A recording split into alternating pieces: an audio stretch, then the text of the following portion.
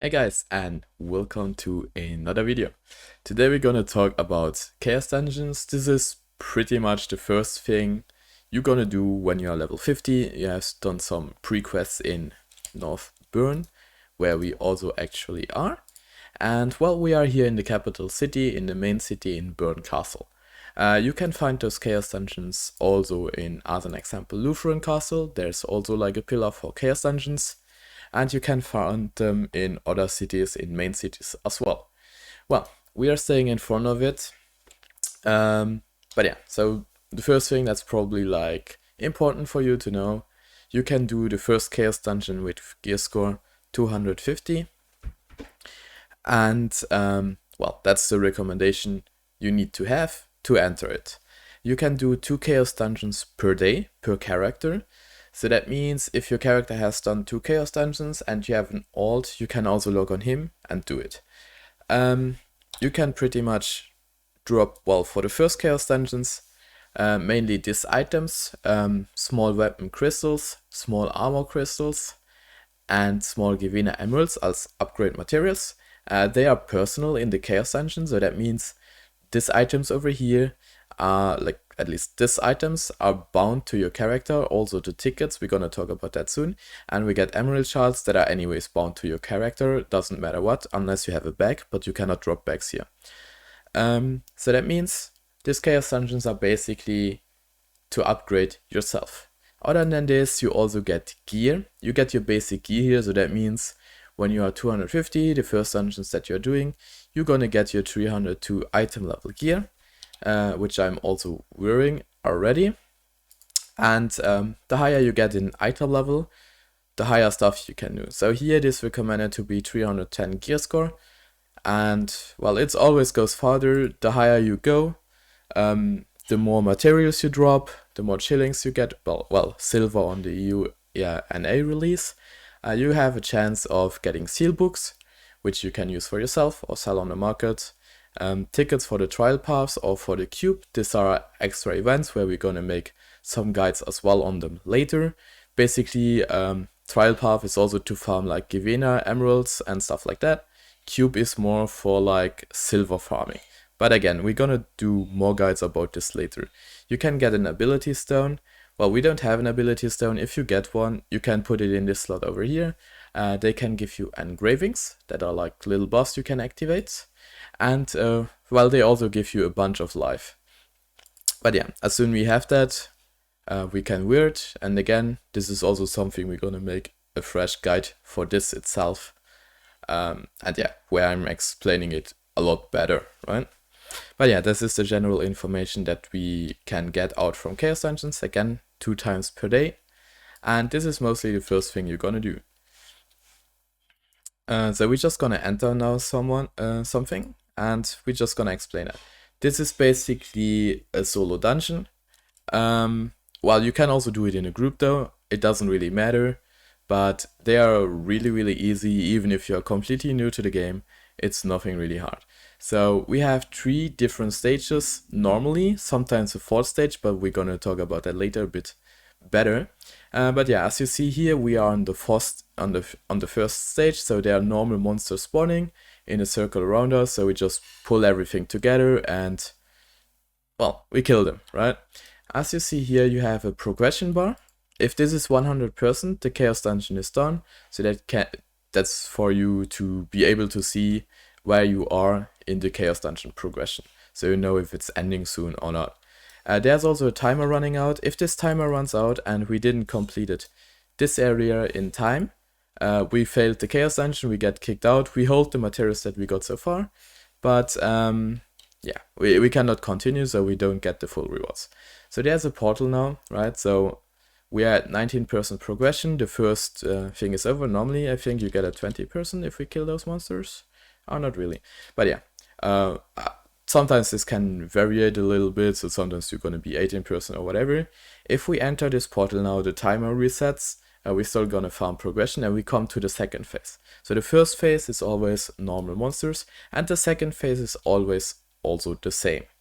So when we are loading here, so we have the map here, we see this elite signs. So what we're gonna do here is we're gonna pull them all together, because if we kill these elite monsters, they are going to reset our skills as well. And that's something really important to know because, well, a lot of people don't know it. So what we can do, we can just use our awakening skills. We just kill everything together and it's nearly ready again. Well, it's still like 50 seconds, but it's better than 5 minutes or so, right? So we're gonna pull everything together again. The reason why we pull everything together is just to be able to clear it faster, and because of the skill reset, it's also fairly easy to kill those guys, right? And this is also something like if you play as an example a bard, you really want to use this strategy of pulling everything together and kill them mostly with your awakening skill, because otherwise you're gonna slack in damage. There's also red boss spawning at the end. He's a bit tougher, not really tough though, but if you're a supporter you don't really gonna do a lot of damage.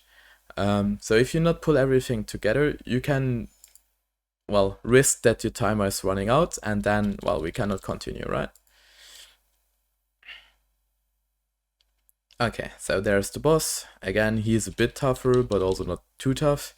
We have our awakening skill ready again, so we can just use that and nearly one-shot him, or one-shot him. There we go. Well, as a bard, you probably don't gonna directly one-shot him, but it's like close to. And, well, now we have the third portal. So this is now a little bit different. The last phase is always going to be the same, but there can be a phase in between. It's really rare. I would say in like 1 out of 20 Chaos Dungeons has a third phase and then a fourth phase. But originally this is normally not the case. In this, well, if it happens that you get an extra phase, you can fight against the boss, or you have like a loot goblin or something like that, where you just hit him and you get a lot of loot. If you have the boss, he can be a bit tougher, so you can wait for like all your main cooldowns to be resetted and stuff like that. Also, if you kill all these monsters, and you have like a single target skill tree, right? You can also change that, like if you have it on another tab. If you won't spawn the boss, right? So you go in and then you see if it is the normal phase or not. Well, for us it is the normal phase, so no boss. If it is a boss, it's like a different arena and stuff like that. You really gonna mention that, like you don't have to worry about that. Well, obviously I cannot showcase that right now, but yeah, so this is the normal way, and there are like these chaos crystals, we have to kill them, then there's elite monsters spawning out, and well, some monsters around it. Again, these elite monsters also reset our cooldowns, so if we kill them, it resets our cooldowns a little bit, so that's also really awesome. So because of that, we can also use like all our big CDs and stuff like that again, so we can make sure that it's nearly always up. And yeah, so overall it's just mostly boss killing. Over here you also always gonna see the loot. Something I didn't mention before, and that is something you're gonna mention later. We can use the normal potions in here, so we can just use them. Later on you have like different content where you cannot use your normal potions anymore, but you have to use the recovery potion, like the green ones, the blue ones, the purple ones, all they work, and you can just use a certain amount. But that's something else. That's going to be later on Guardian Raids, where we gonna do the next guide basically. But yeah, since this is the first content that we do when you are level 50, I wanted to cover up this first. I mean, like the normal progression, right? We're just gonna kill here everything. We're also soon done. We have like still 3 minutes time, so as you see, not a big deal. Again, if you're a supporter, you're gonna be a bit slower. Also something, doesn't matter what class you play, you wanna have like some AoE skills here, right? There are also like good guides about like skill trees for every class, for Chaos Dungeons and for raids. So you can search for that and use it, or you're gonna do your own skills or whatever. But make sure to have some AoE stuff because you have to kill a lot of monsters, so you should get the point, right? Like if we have AoE skills, we can kill more at the same time. And yeah, that's it. So at the end you also get special rewards again because you completed it. So you get on top of everything that we got 4k shillings, in our case silver. and some emerald shards. Well, and we got this accessory as well. Oh, and we got this gear. Well, this is not the guide for tree pots, but I want to mention that already.